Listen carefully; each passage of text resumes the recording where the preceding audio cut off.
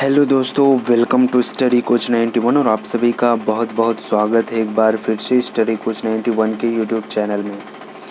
तो दोस्तों, आज की इस वीडियो में हम लोग micro processor and peripheral devices का एक यूनिट है डाटा ट्रांसफ़र टेक्निक्स। तो इस यूनिट को हम वन शॉट वीडियो यानी कि एक वीडियो में इस पूरे यूनिट को हम कवर करेंगे, इसकी सिलेबस को। ठीक है, तो इस वीडियो को लास्ट तक देखिएगा। अगर आप इलेक्ट्रॉनिक्स ब्रांच 5th सेमेस्टर के स्टूडेंट हैं तो आपके लिए ये वीडियो मोस्टली इम्पॉर्टेंट है गाइस। तो दोस्तों, सबसे पहले हम लोग डाटा ट्रांसफ़र टेक्निक्स में देखेंगे इसके सिलेबस के बारे में कि इसमें हमारे कौन कौन से टॉपिक सिलेबस में हैं जिसको हमें पढ़ना है। ठीक है दोस्त, क्योंकि हम लोग एक्स्ट्रा चीज़ नहीं पढ़ेंगे क्योंकि एग्ज़ाम जो है बहुत नज़दीक है। आप समझ सकते हैं लगभग 10 दिन बचे हुए हैं एग्ज़ाम, तो फटाफट से हम लोग यही पढ़ते हैं। ठीक है, तो दोस्तों सबसे पहला सिलेबस में concept of programmed input output operations. उसके बाद जिसमें हमको पढ़ना है सिंक्रोनस डाटा ट्रांसफ़र, फिर असिंक्रोनस डाटा ट्रांसफ़र, फिर हैंड शेकिंग पढ़ना है। ठीक है, ये हैंड शेकिंग मोस्टली इम्पॉर्टेंट है दोस्तों, तो वीडियो को लास्ट तक देखिएगा। आपको अच्छे से बहुत सरलता से बताने की कोशिश करेंगे। ठीक है, उसके बाद में है इंटरप्ट ड्रिवन डाटा ट्रांसफ़र, उसके बाद में है DMA, उसके बाद में सीरियल आउटपुट डाटा, फिर उसके बाद में सीरियल इनपुट डाटा। तो इतने 1 2 3 4 5 6 7 टॉपिक्स आपके इस चैप्टर में हैं या इस यूनिट में हैं।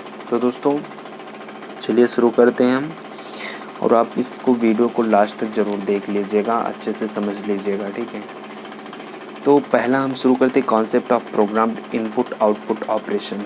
ठीक है, कॉन्सेप्ट इसको देखते हैं। माइक्रो प्रोसेसर को पेरिफेरल्स के साथ सुसंगत बनाने के लिए हार्डवेयर एंड सॉफ्टवेयर की डिज़ाइनिंग का इंटरफेसिंग कहते हैं। ठीक है, यानी माइक्रो प्रोसेसर को पेरिफेरल के साथ सुसंगत बनाने के लिए, ठीक है, हार्डवेयर एंड सॉफ्टवेयर की डिज़ाइनिंग, ठीक है, इंटरफेसिंग कहते हैं। ठीक है, यानी जो माइक्रो प्रोसेसर और पेरिफेरल्स होते हैं उनके बीच में सुसंगत बनाने के लिए हार्डवेयर एंड सॉफ्टवेयर की जो डिज़ाइनिंग करते हैं उसे इंटरफेसिंग कहते हैं। ठीक है, इंटरफेसिंग की क्या आवश्यकता है? ठीक है, मोस्टली इम्पोर्टेंट की इंटरफेसिंग की आवश्यकता क्या है। तो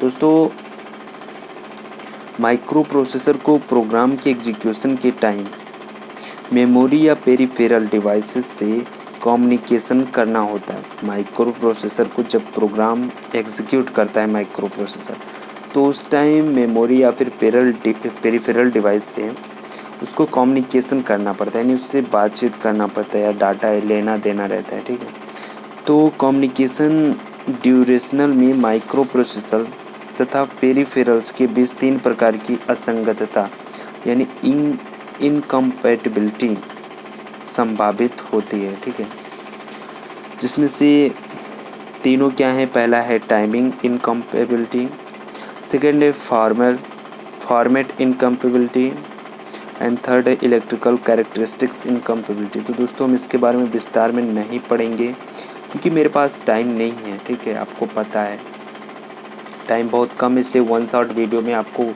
जल्दी पूरी चैप्टर्स को ख़त्म कराने के में फंसा हूँ दोस्तों। ठीक है, ताकि आपकी एग्ज़ाम में कोई दिक्कत ना हो। अब आ जाते हैं हम डाटा ट्रांसफ़र स्कीम या फिर डाटा ट्रांसफ़र टेक्निक भी आप बोल सकते हैं, कोई दिक्कत नहीं है।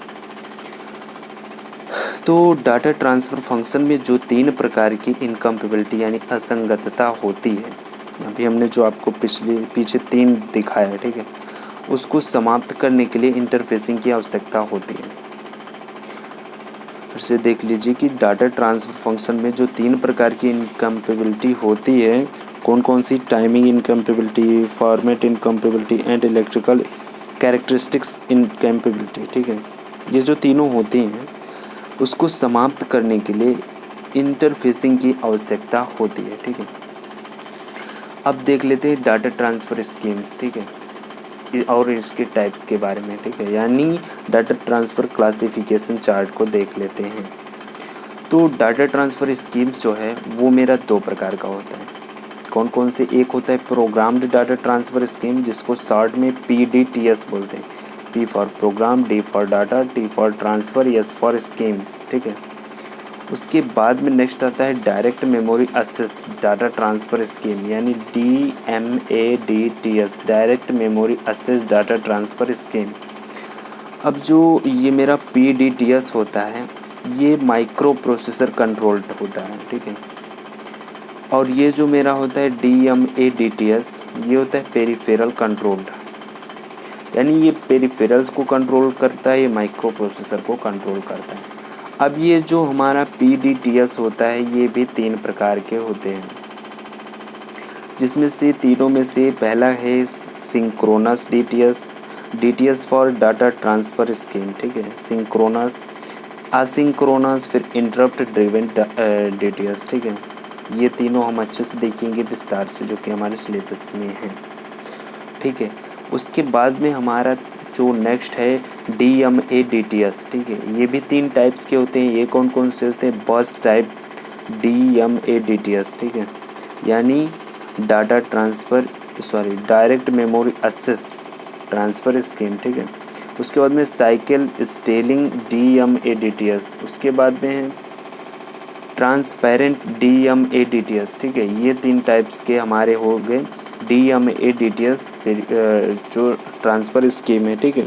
तो अभी हम लोग ये क्या देखे हैं? डाटा ट्रांसफ़र क्लासिफिकेशन चार्ट, ठीक है, यानी एक चार्ट में डाटा ट्रांसफ़र का क्लासिफिकेशन देखें। अब हम स्टार्ट करते हैं अपना प्रोग्राम्ड इनपुट आउटपुट, यानी program data transfer scheme PDTS, जिसको हम साइड में क्या बोलते हैं? PDTS, program data transfer scheme, ठीक है।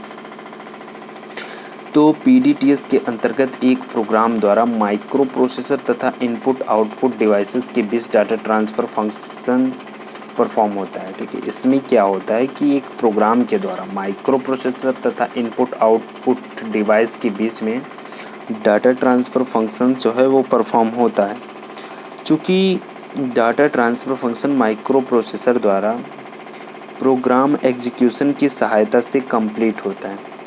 जो डाटा ट्रांसफ़र फंक्शन होता है वो माइक्रो प्रोसेसर जो है के द्वारा प्रोग्राम एग्जीक्यूशन की सहायता से, जिस हिसाब से आप प्रोग्राम किए उसके एग्जीक्यूशन की सहायता से जो है ये कंप्लीट होता है। उसके बाद इस कारण यह scheme micro processor controlled scheme कहलाती है। इसी कारण से इस स्कीम को हम क्या कहते हैं? Micro processor controlled scheme. किस कारण से? क्योंकि data transfer function micro processor द्वारा प्रोग्राम एग्जीक्यूशन की सहायता से कंप्लीट होता है, ठीक है। उसके बाद में this technique preferred for small amount of data transfer, ये जो टेक्निक है वो प्रिफर्ड करती है कि स्मॉल अमाउंट डाटा ट्रांसफ़र को, ठीक है। तो डाटा ट्रांसफ़र कैसे प्रिफर्ड करती है? स्मॉल अमाउंट, ठीक है, small amount of data transfer. अब आ जाते हैं सिंक्रोनस PDTS, यानी programmed data transfer scheme, synchronous. तो दोस्तों यह स्कीम डाटा ट्रांसफ़र की सभी स्कीम में से सबसे सरल स्कीम है। जो synchronous program data transfer scheme है, ठीक है, यह स्कीम डाटा ट्रांसफ़र की सभी स्कीम में से सबसे सरल स्कीम है, ठीक है, सबसे ईजी स्कीम है। यह स्कीम माइक्रो प्रोसेसर तथा इनपुट आउटपुट डिवाइस की स्पीड आपस में मैच होने पर तथा दोनों में सिंक्रोनाइजेशन होने पर प्रयोग होती है। यहाँ जो स्कीम है वह कब प्रयोग होती है? जब माइक्रो प्रोसेसर और इनपुट आउटपुट डिवाइस का जो स्पीड है वो आपस में मैच हो, ठीक है, और दोनों सिंक्रोनाइजेशन होने, यानी दोनों में समानता होने, जो स्पीड है लगभग बराबर हो, ठीक है, तब इसकी जो है उपयोग की जाती है। इस टेक्निक को तब यूज़ करेंगे जब माइक्रो प्रोसेसर तथा पेरिफेरल डिवाइस की स्पीड लगभग मैच हो, ठीक है, अभी हमने आपको बताया। सिंक्रोनस मीनिंग मतलब एक्यूरेंस एट सेम टाइम, यानी कि जो सेम टाइम में इसके जैसे micro processor and peripheral devices input output जो है वो एक्यूरेंस हो एट सेम टाइम, दोनों सेम टाइम में हो, ठीक है, लगभग सेम टाइम में अपनी काम करें। उसके बाद में है status of input output devices, यानी पेरिफेरल इज़ नॉट चेक्ड। इसमें जो है स्टेटस, पेरिफेरल डिवाइसेस की स्टेटस चेक नहीं की जाती है कि पेरिफेरल डिवाइसेस जो है वो रेडी है कि नहीं रेडी है, ठीक है। इसमें ये काम नहीं किया जाता है। उसके बाद में है सेंडर एंड रिसीवर दोनों सिंक्रोनाइज्ड विथ सेम क्लॉक, ठीक है। ये दोनों एक ही क्लॉक सिंक्रोनाइज्ड होते हैं, यानी एक ही साथ में स्टार्ट होंगे और एक ही साथ में बंद होंगे, ठीक है। कौन कौन सी? Sender and receiver. इसके बाद में अब देख लेते हैं इसका फ्लो चार्ट, ठीक है। तो data transfer is done by simply executing. Data transfer is done by simply executing. ये एग्जीक्यूटिंग से डाटा ट्रांसफ़र डन हो जाती है, ठीक है। अब इसकी फ्लो चार्ट अगर देखें तो हम स्टार्ट करते हैं पहले स्टार्ट करने के बाद में जो प्रोग्राम होता है इसको इंस्ट्रक्शन को एग्जीक्यूट करते हैं, फिर उसके बाद में स्टॉप कर देते हैं। ये सबसे ईजी है टेक्निक है दोस्तों। स्टार्ट करेंगे पहले, फिर उसके बाद में एग्जीक्यूट करेंगे इंस्ट्रक्शन को, फिर स्टॉप कर देंगे। इसमें ये सब नहीं चेक किया जाता है कि हमारी जो पेरिफेरल डिवाइस है, यानी कि जो हमारी इनपुट आउटपुट डिवाइसेस हैं वो ऑन है या फिर ऑफ है, यानी कि रेडी है या नहीं रेडी है, ठीक है। अब आ जाते हैं एसिंक्रोनस डीटीएस में, यानी asynchronous DTS data transfer technique. इसमें क्या होता है पहले हम थोड़ा सा पढ़ लेते हैं। चलिए ठीक है, पहले हम यही देख लेते हैं आपका फ्लो चार्ट, ठीक है। तो इसमें क्या होता है कि पहले स्टार्ट होती है, स्टार्ट होने के बाद में एक जो है send get ready signal to input output device, एक सिग्नल भेजी जाती है इनपुट आउटपुट डिवाइस को कि वो रेडी है या नहीं, ठीक है। जब ये सिग्नल आती है इज़ द डिवाइस रेडी, अगर रेडी है तो आगे प्रोग्राम एग्जीक्यूट करेगी, ठीक है। यानी आगे एग्जीक्यूट इनपुट आउटपुट इंस्ट्रक्शन जो भी हो वो एग्जीक्यूट करेगी। अगर नहीं है, रेडी नहीं है, तो तुरंत बैक जाएगी, फिर वहीं फिर से पूछेगी, फिर से सिग्नल भेजेगी कि रेडी है या नहीं रेडी है। फिर से अगर रेडी है तो आगे काम करेगी, यानी एग्जीक्यूट इनपुट आउटपुट इंस्ट्रक्शन को जो है एग्जीक्यूट करेगी।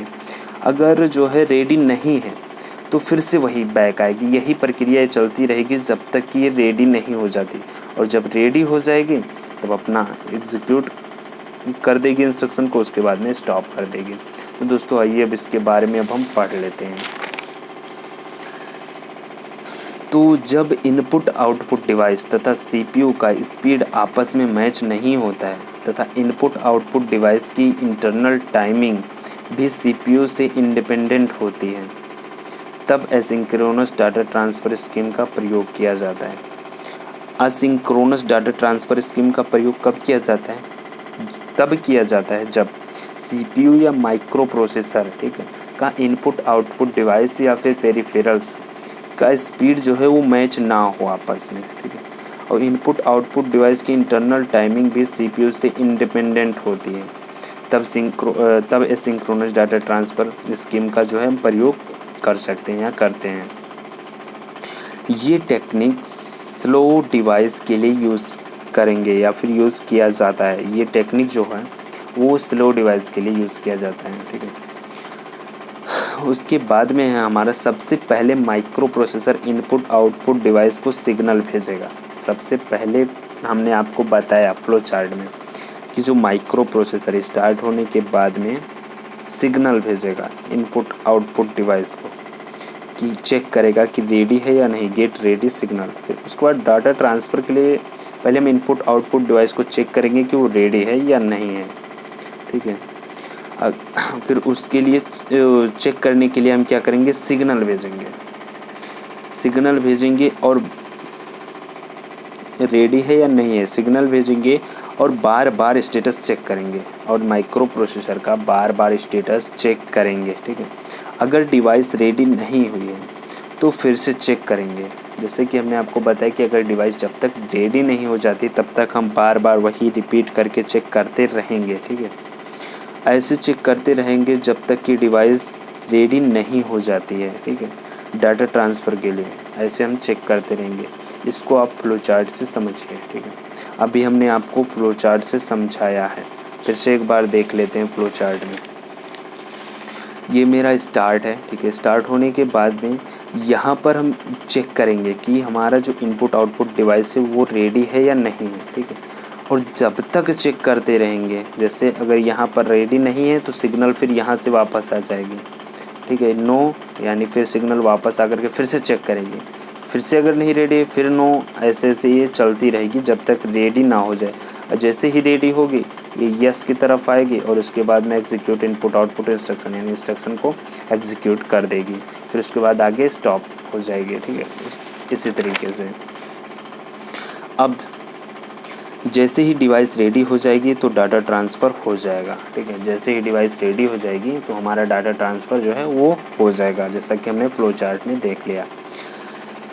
एक्चुअल डाटा ट्रांसफ़र से पहले दोनों डिवाइसेस के बीच में कुछ सिग्नल स्टोर हो रहे हैं। इन सिग्नल्स को हैंड शेकिंग कहते हैं। मोस्टली इम्पॉर्टेंट दोस्तों, अभी हमने आपको बताया हैंड शेकिंग, ठीक है। अब एक्चुअल डाटा ट्रांसफ़र से पहले दोनों डिवाइस के बीच में कुछ सिग्नल शेयर हो रहे हैं, ठीक है। जैसा कि अभी आपने देखा कि डाटा ट्रांसफ़र होने के पहले सिग्नल कौन से शेयर हो रहे हैं कि चेक करने के लिए कि इनपुट आउटपुट डिवाइस जो है वो रेडी है कि नहीं है, ठीक है। इस प्रकार से सिग्नल को शेयर हो रहे हैं, ठीक है। और इन्हीं सिग्नल्स को हैंड शेकिंग कहते हैं। ध्यान रखना, ये जो सिग्नल है इन सिग्नल्स को क्या कहते हैं, हैंड शेकिंग सिग्नल कहते हैं, ठीक है। हैंड शेकिंग सिग्नल कहते हैं। इसीलिए हम इस टेक्निक को hand shaking mode of data transfer technique, ठीक है, कह सकते हैं, ठीक है। इसके बाद में हमारा आ जाता है इंटरप्ट ड्राइवन पीडीटी यानी प्रोग्राम डाटा ट्रांसफ़र स्कीम। दोस्तों हो सकता है ये वीडियो बहुत लॉन्ग जाए, फिर भी दोस्तों मैं आप सभी को फुल कोशिश कर रहा हूँ कि आप सभी को अच्छे से समझ में आ जाए, ठीक है। तो यहाँ पर अभी हम फ्लो चार्ट बाद में देखेंगे, पहले हम इंस्ट्रक्शन को पढ़ लेते हैं कुछ।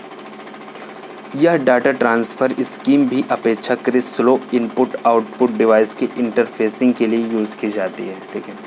यह डाटा ट्रांसफ़र स्कीम भी अपेक्षाकृत स्लो इनपुट आउटपुट डिवाइस, ये भी जो है स्लो इनपुट आउटपुट यानी स्लो पेरिफेरल डिवाइस के साथ इंटरफेसिंग के लिए यूज़ की जाती है यह डाटा ट्रांसफ़र टेक्निक, ठीक है।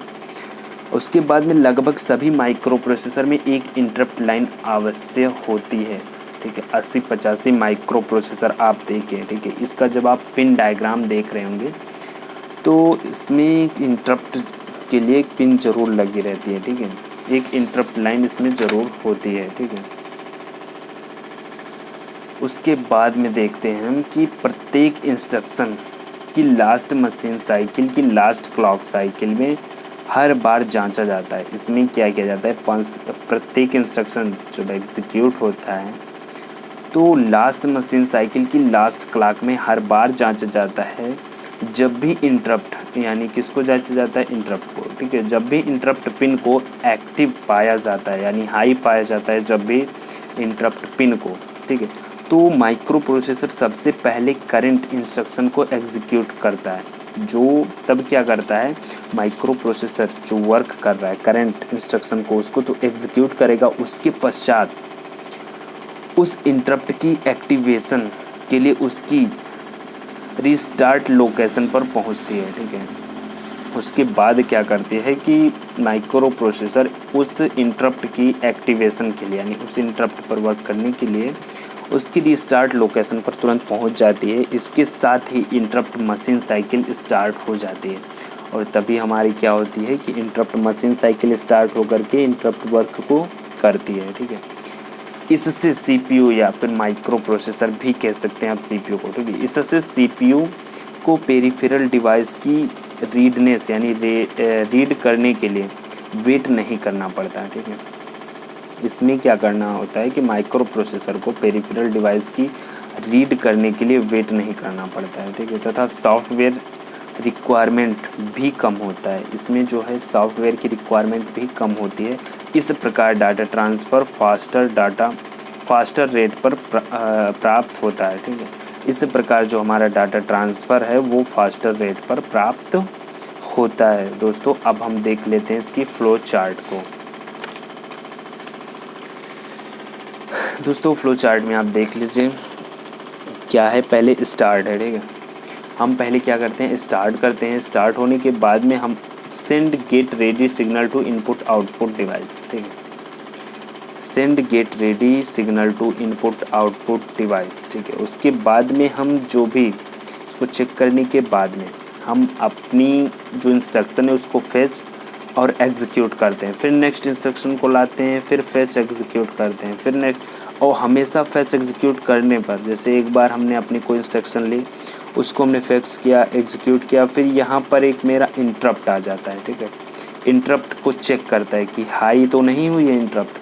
अगर हाई हो गई तो फिर भाई यस पर आएगी और तुरंत ये वाली ऑन हो जाएगी, ठीक है, ये इंटरप्ट ऑन हो जाएगी इंटरप्ट। और अगर लो है, नो है, तो फिर से वापस जाएगी, फिर से अपनी नेक्स्ट इंस्ट्रक्शन को एग्जीक्यूट करेगी, फेच करेगी और फिर से ऐसे ऐसे अपना काम करते रहेगी, ठीक है दोस्त। और जैसे ही इंटरप्ट उनको हाई मिला, वो तुरंत अपना काम छोड़ करके अब वो तुरंत यहाँ से ट्रांसफ़र हो जाएंगे ISR ISS पर, ठीक है।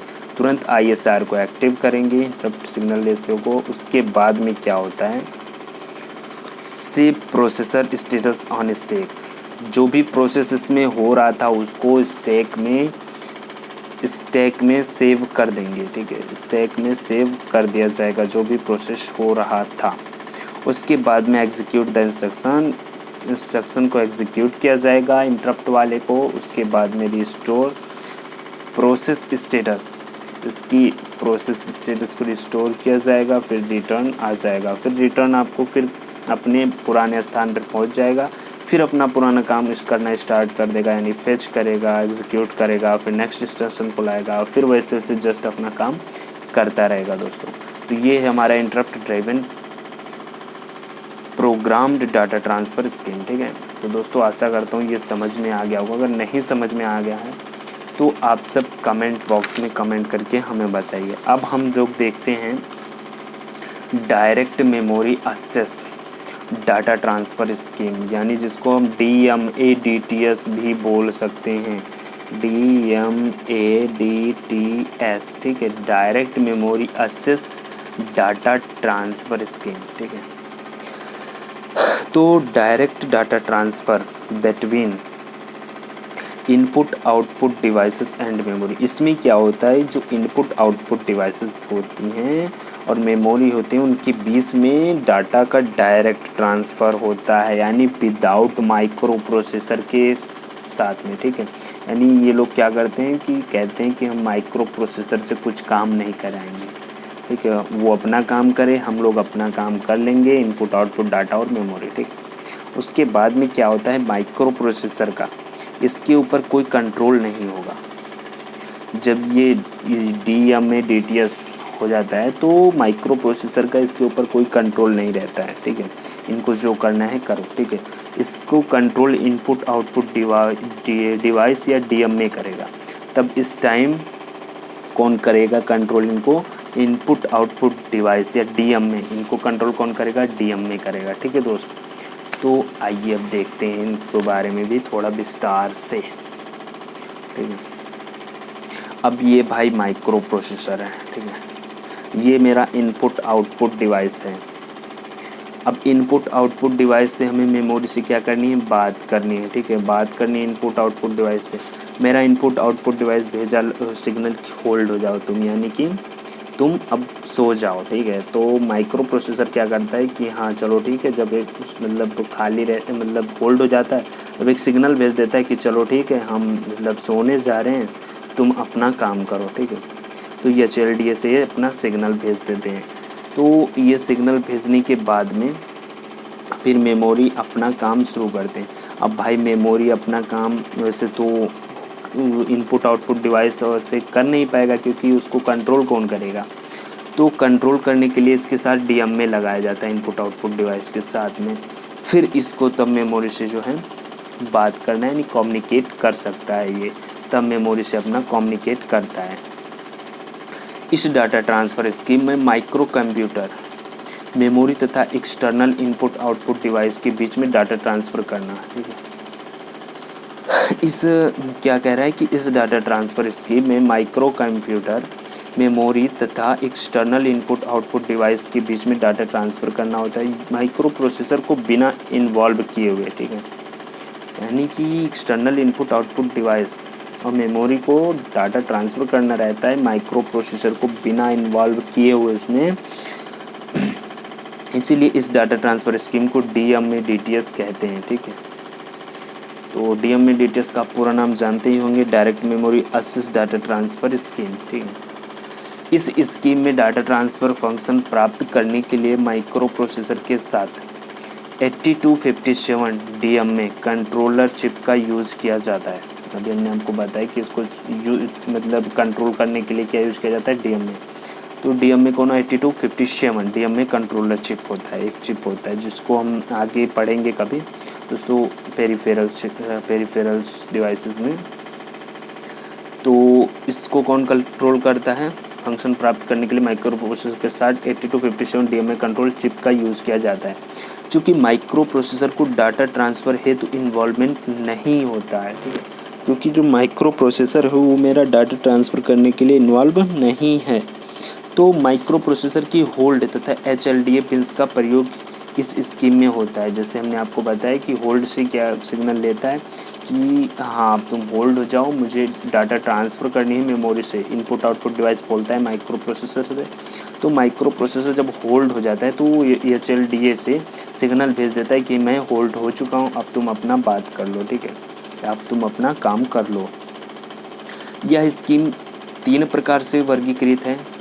कौन कौन से, एक होता है बस टाइप DMA/DTS, जैसा कि हमने आपको बताया था पहले, ये 3 टाइप्स के होते हैं, बस टाइप, उसके बाद साइकिल स्टेयरिंग टाइप।